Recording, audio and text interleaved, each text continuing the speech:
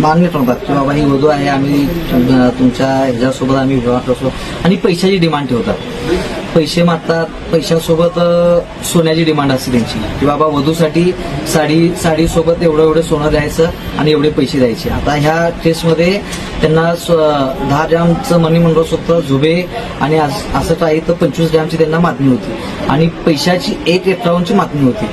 आणि हे पैसे मागतात आणि ज्या दिवशी पाहण्यासाठी येतात, वधू दाखवण्यासाठी येतात, त्याच दिवशी साखरपुडा संपवतात आणि 2-5 दिवसाची डेट काढून विवाहाची डेट काढतात की नाही त्याची आई ऍडमिट आहे, त्याचा भाऊ ऍडमिट आहे, तब्येत नीट नाही, या 5-7 दिवसात संपव. म्हणजे एकदम काही गडबडीमध्ये पुढच्यांना संधी सुद्धा देत नाहीत ती माहिती देण्याची की बाबा आपण फसतो. हे सुद्धा त्या अविवाहित युवकांना किंवा त्यांच्या नातेवाईकांना, त्यांच्या आई बापांना समजत नाही. एवढं फास्ट मुवमेंटमध्ये संपवतात. ह्या विषयामध्ये ना 1 मार्च दिवशी जेव्हा त्यांची आई माहेर येऊन सांगत होती की असं विषय आहे, मी ह्याच्यासाठी असं पाहुणे बघते, साखरपुडा जात आहे ह्या दिवशी 4 तारखे दिवशी त्याचा विवाह आहे आणि त्यांची पैशाची मागणी आहे, सोन्याची मागणी आहे. त्यांना मी एका शब्दात सांगतो की तुम्ही सोनं घेऊन आहे, त्यांना घेऊन नका जाताना, त्यांना बेंटेक्सचं सोनं घेऊन जावा आणि पैसे देऊ नका. पैसे द्यायचे असतील तर माझ्याकडे आणा किंवा फोनपे होते आपण पैसे पाठवू.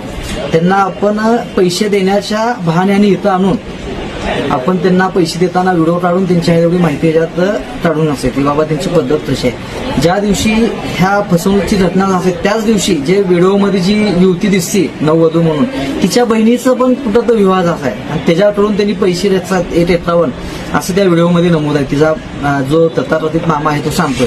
म्हणजे यांची टीम एवढी मोठी आहे, एका टीममध्ये कमीत कमी 5-6 युवती असतात वधू म्हणून आणि 2-5 बायका असतात, एक 5-7 एजंट असतील, असं 8-10 जणांची त्यांची टीम असते. असे 50 ते 60 जणांचा ग्रुप आहे, 60 ग्रुप आहेत असे, आणि हे फसवतात. काही ठिकाणी तर जे वेश्या व्यवसाय करणारे जे एजंट आहेत हेच वेश्या बायकांना नववधू म्हणून दाखवतात आणि फसवणूक करतात आणि 2-5 दिवसात ज्या दिवशी विवाह होते त्या दिवशी किंवा त्याच्या पुढच्या दिवशी ते गडप होतात. काही ठिकाणी सत्यनाथांची पूजा होऊ देतात आणि 6व्या-7व्या दिवशी ते गडप होतात. जे दडप होतात ते सापडतच नाही. सीपी साहेबांकडे मी कंप्लेंट कसं आहे स्वतः मी शाळा संघटनेच्या माध्यमातून मी त्याच्यामध्ये आता चौकशी होऊन गुन्हा नोंद होईल त्याच्यामध्ये. आणि अविवाहित युवकांना की त्याने अशा फसव्या वधूपासून आणि फसव्या टीम आणि एजंटापासून सावध व्हावं.